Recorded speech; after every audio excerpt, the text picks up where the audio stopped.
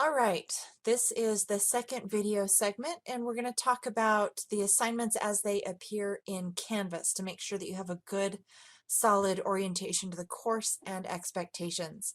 I'm here on the Syllabus tab where it talks about prerequisites and the description and purpose and learning outcomes. It also gives a listing of items by day, so that's a nice listing for looking at things in chronological order. If you go to the Assignments tab, though, you'll notice that you can also select assignments either by date. So if you select date, they'll appear similar to the way they appear on the syllabus, or the way I have it shown here is by type. So I want to talk about the different types of assignments in this class one more time. Your terminology exam is coming right up. That's on the 26th of September, that multiple choice exam, and it covers all of the validity terminology that you will be reading in this reading down here. It's listed here as reading 3. The other term assignments are your final project, which includes both your oral and written presentations and a final exam, and then the presentation to your client or community partner of that final project at the end of the semester. So all those deadlines are listed here, as are the points that they're worth. You've also got all the readings listed here, and you'll notice that they are always due right before class. So make sure that you get those done in time and log in to actually provide me with the score of your reading. So you've got to actually log that score for that score to count, and make sure that you get those done in time. There are a variety of in-class practica like today's that you will notice that are assigned to different days. These typically are not credit-bearing assignments, but I do expect you to be present for them. So this is how I handle a lot of the learning in the class, is in addition to your group projects, just to give us kind of a breadth of understanding of how different techniques can apply to different projects and program evaluations. We do a variety of other kinds of in-class practica. None of these require you to turn in a whole lot. None of them are things that you're going to be doing outside of class. So this is all part of your learning inside class. And as I mentioned before, there are several draft sections. These are typically due one per week, always due on Fridays. And these are sections of your final report. So the more final these drafts are when you turn in the drafts to me, the more prepared you will be at the end of the semester to have a final written report. You may want to talk about format with your team and make sure that you're consistent in format. When you open these, you'll notice that many of them are written, the assignments are written in outline form. You should not be turning them in to me in outline form. You should be turning them in final paragraph format. So they should be as close to final as you can get them. Since there is usually one and sometimes two drafts that are due each week, that represents the bulk of the work during the class. There are also some other sort of random group assignments that come up during the course of the semester. So the first is individually completing your intake form so that I can assign you to teams. That is due today. And then once you have formed your team, you're going to report to me about your orientation to the project, your initial meeting with your community partner, and your forming activity that I expect you to complete as a team. And then the next thing that's on this list, although it's due earlier, is an orientation to your evaluation project and some extended team norms. You're going to write out a team contract to make sure that your team is functioning well. And then during the course of the semester, there are a few presentations that your team's going to be doing before the final presentation to me.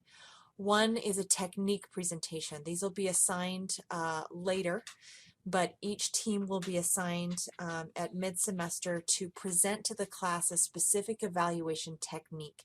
And your team is expected to be sort of the go-to expert team in the class on that particular technique. Then there are also 2 progress reports, and these are your 2 required labs. Other than this Friday, these are your required labs where your teams are going to be presenting to other teams a progress report. And these are really important workshops where you're going to be able to present rough drafts of your work to your teammates as the semester progresses. And you'll also be presenting toward the end of class. You're going to be presenting your measurement tools that you're actually going to use within your program evaluation. So these are all team projects that are different from the drafts, and these are due at different times. Some are due on Fridays, some are due during class, just as they're listed. I mentioned the required labs. Technically, all of your labs are required.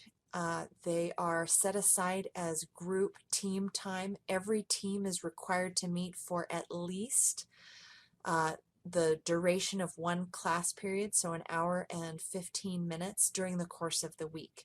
I have set aside Fridays at 9:30 for you to be able to do that.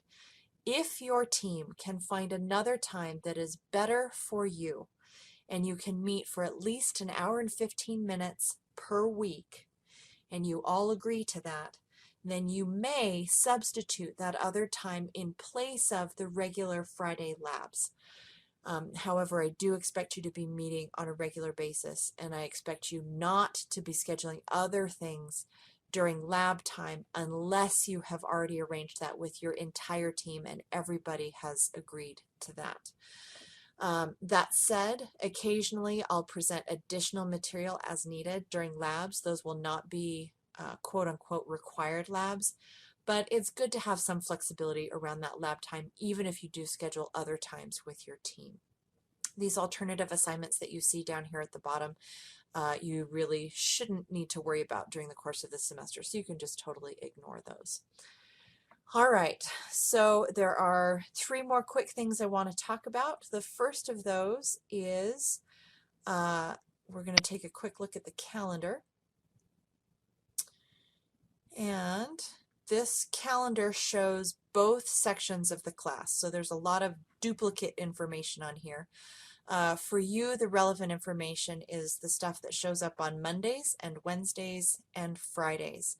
So if you look at today on the calendar, you see I'm not here because I'm at the Ops conference. You'll see that our lecture topic today is the course preview, and you'll also see this evaluation orientation. So this describes the total blank, totally drew a blank. This describes the practicum that you'll be doing today. When you look at Canvas, you will also see an assignment that looks like this, the intake form for group formation. I'll create a duplicate of that that'll show up on Wednesday for you. So by the time you look at that, that'll appear here on Wednesday as well. All right. Most of September is pretty straightforward. You've got submissions that are due on Fridays, readings that are due. You've got one on Friday, you've got one on Monday, you've got one on Wednesday. Typically, though, those are going to show up primarily on Mondays. On occasion, you'll have them on other days, but usually those will show up on Mondays. In October, that's when we have our 2 required labs. So those show up here on the 17th and again on the 31st. When there are blanks like this, that doesn't mean there's no class. That just means that I've scheduled either work time or a flexible lecture during those times. So unless there's an actual block of text here that says no class, there not being a lecture here doesn't actually mean anything. So if we jump into November, you'll notice there's a lot of flexible time here before your project final presentations are due. And round 1 of presentations happens here on the 14th, 17th, or 18th. And you can actually click on these and sign up for a time on the Google Doc just as soon as you want to, although those do typically move around a bit as you have a better sense of what's required in actually creating those presentations and papers. In any case, you'll be working on that a lot during this week with a lot of free and unstructured time during class where I'm available to answer questions and you are able to work as a team during class. Then you will present during one of these days to me in the assigned room, and those presentations take about an hour. And we'll be doing that instead of holding regular classes during those 3 days. You're not stuck to presentations on Friday or Monday, since those are the days that you're registered for. You can, as a team, choose to present on Tuesday if you prefer. Then you'll see more unstructured time where you can work on revisions to your projects before round 2 begins. So round 2 happens on the 2 class days before the end of the semester, on Monday, and then Tuesday, which is actually Friday instruction. So if you need to come back and present to me again based on feedback from round 1, that's when you will do that. And then we are out for Thanksgiving break, and we jump to December. In December, you have one more lecture. For you, it's this one here on Monday, where we'll talk about the field of program evaluation. You do have a reading due that day. And then you'll notice here, no class during the rest of the semester, because I am expecting to be otherwise engaged. That said, during this time, and it's really only a week and a half, during this time you are going to be preparing for your final exam, which is due by the 19th. You can take it before then if you'd like, but that's when it's due. And you can also plan to schedule your final presentation to the client. As long as that's done by the last day of finals, you're fine. But again, there's no class here during this week and a half, so that gives you plenty of time to study for the final exam and present your project to your community partner. So if we go back to the course, the only other thing I wanted to point out is that under Files, I do have a folder here for exemplary past student work.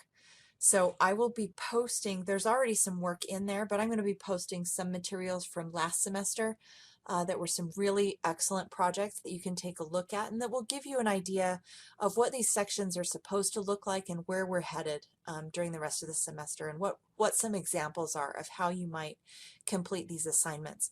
This past student work isn't perfect. There are always improvements that can be made, but my hope is that by showing you good work that students have done in the past, they're going to be able to build on what they were able to do and do an even better job this semester.